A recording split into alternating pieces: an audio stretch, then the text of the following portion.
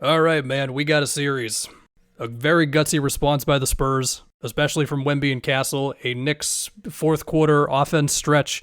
This game, it was like they were trading amazing offensive stretches with each other and also bad offensive stretches with each other. Obviously, a lot of that is because of the defense and the physicality, where there's probably going to be some ref talk after this one across the internet. Look, it's a lot of physicality, all right?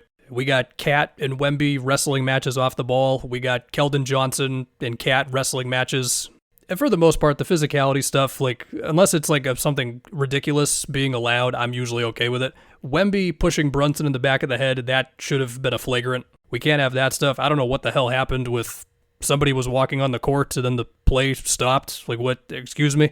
The Brunson flagrant on the Champagny 3, I'm like, I don't know. Josh Hart clearly fouled Stephon Castle on a layup one time. That's enough ref talk. The Spurs won this game. And we got to talk about Wemby. Every way that you could imagine him to get buckets without it becoming him trying to ISO and kind of stall out the offense versus Cat or Mitch. Besides a couple later there versus Cat in the fourth, it pretty much happened in this one. Now, I do think the Spurs hit on their screen actions with Wemby, at least to start the game, which has been a bit of a struggle for them in this series. I think a lot of that is just OG has done a great job of helping off of the wings to stop Wemby on his rolls around the free throw line.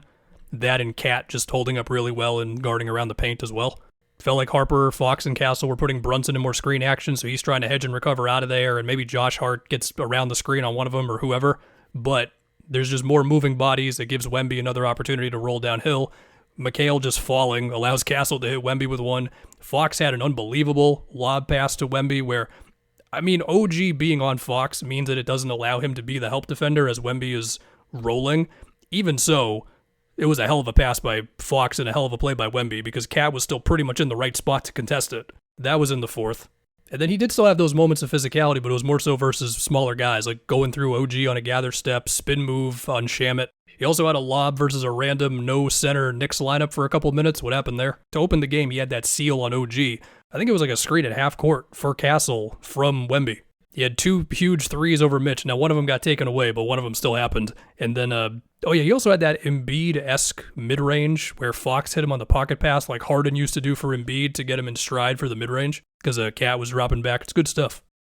And then down the stretch there, while I do have some things to say about the Knicks offense, Wemby, he did what he does. He just cuts off the rim. He makes guys hesitate. It felt like in that fourth, we saw a bit more of Wemby not guarding Cat as much.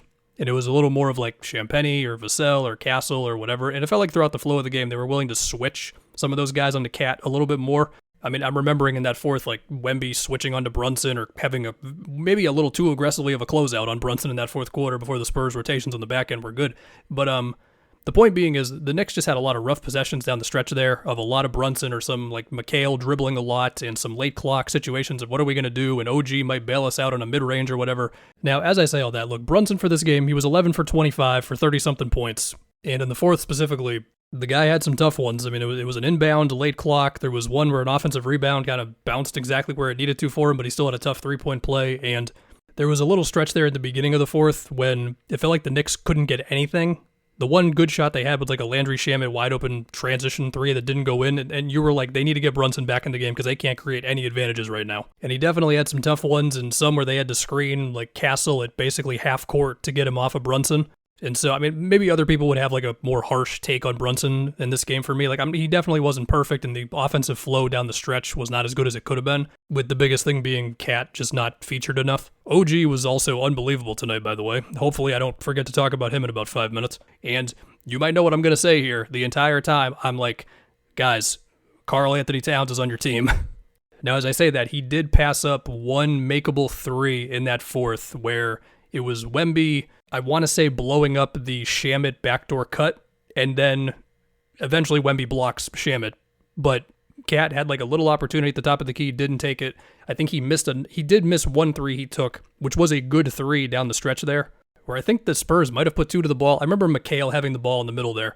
And then I think Cat ended up missing 1-3 that wasn't great. It was a deep one versus Wemby. And Brunson and Cat did run some screen actions in that fourth, and one of them had Wemby go up way too high on Brunson, and Brunson got downhill and had a little finish around Champagny. But for the most part, I was just like, it just feels like not enough Cat right now. Not enough of Cat at the elbow, top of the key, whatever. Now, again, I'd have to go back and look at it, but it felt like more of Wemby not on Cat as much in that fourth quarter, which if you're the Knicks, you got to be able to counter that because we saw in the last game, especially that first half, smaller guys on Cat were immediately countering that stuff, right? Whether it's driving a Castle or going at Fox, like on a seal under the rim, whatever. Maybe I'm not remembering. Maybe Wemby was on Cat for more of that fourth than I remembered. But, while that's happening, Wemby is just doing a great job of just off-ball switching to just always be a presence around the rim. Like, I remember Deuce had that 1-3 where the shot, wasn't great. It was Wemby on Hart, and so Brunson ran a screen action with Hart, and they just weren't able to get something good. Brunson also missed at least one pull-up from mid-range, I'm remembering, with Wemby just waiting for him at the rim. Oh, yeah, before whatever the hell happened with somebody walking on the floor, which I'm pretty sure that should be a violation of some kind. Whatever happened in 5 minutes left to go in the game that just had a stoppage, and then the Knicks missed 2 threes. Before that, we had a possession where it was Brunson and Cat took way too long to get into any sort of a screen action. And this is with Wemby playing off of Josh Hart, and this was Champagnie pressuring Cat. And with Castle also being on Brunson, I'm guessing. It could have been Harper, but I'm pretty sure it was Castle. Anything is going to be difficult, but it just, the snappiness as well as just featuring Cat more at the beginning of possessions just didn't feel like it was hitting as much. And when you combine that with a bit more leeway that Wemby had as a help defender, I think that was the result of the Knicks, offense down the stretch. Now, even with that said, between the Brunson 3 and the OG corner 3, they still had a shot, but then, Castle bails Wemby out on an ISO. This one time, he couldn't shake Cat. Castle bails him out. Fox makes the one shot. Did he make 2 shots the whole game?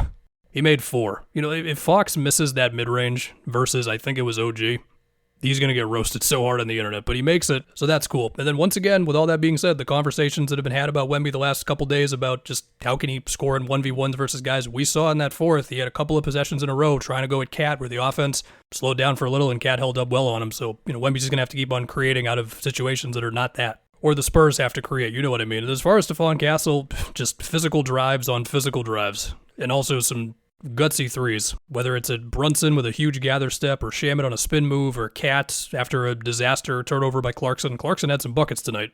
So yeah, as far as the rest of the Spurs, Dylan Harper, he had a lot of very good looks from 3 tonight that just didn't fall for him. And for the Knicks, OG was amazing. And the guy is making what feels like 2 or 3, he makes a 3 on one end and then goes the length of the floor, then blocks somebody in transition, or he'll block Harper in transition, and that opens up a Brunson layup on the other end. Just things like that are happening every game for the guy. But to speak on the best part of this game for the Knicks, which was the second quarter where they scored 40-something points, and it just felt like they were so sharp with all of their driving kicks, and it felt like they were making Wemby just cover a little more ground than he really wanted to. He had to close out multiple times to OG, who has proven he's not scared of Wemby in this series, so he's driving on him. And just a whole bunch of swing passes. One was a Brunson 3. I think one was a Josh Hart 3 where they left him wide open. In this stretch, we did see some of Cat getting the ball versus a smaller guy. He had 2 different drives, one on Fox, one on Castle. I want to say one of them was a bucket. The other one started a whole bunch of passes once again. That might have been one of the Josh Hart 3s I was talking about. Yeah, Hart was 4 for 7 from 3 in this one. And to be honest, in that second quarter stretch, I kind of had this moment of oh my God, this is the peak. This is the absolute apex of all the growth the Knicks have had all season in this playoff run. And then the Spurs came out in the third quarter with a whole bunch of defensive energy, and they made this thing a game again. And while I do think the Knicks did miss some makeable threes down the stretch of that game, although they also made a couple of ridiculous ones, we did see just some of the bad habits that can come out with this offense sometimes. And again, usually the biggest sign of it is when Cat just feels like an afterthought in the offense. And to be clear, he should get some blame for this as well, but he had 10 shot attempts, same as Hart, less than OG, but OG was great today. 25 for Brunson. It's something I've talked about before. The difference in shot attempts between Brunson and Cat. Look, they're up 2-1 in the finals, so let's not act like this is something we're complaining about all the time.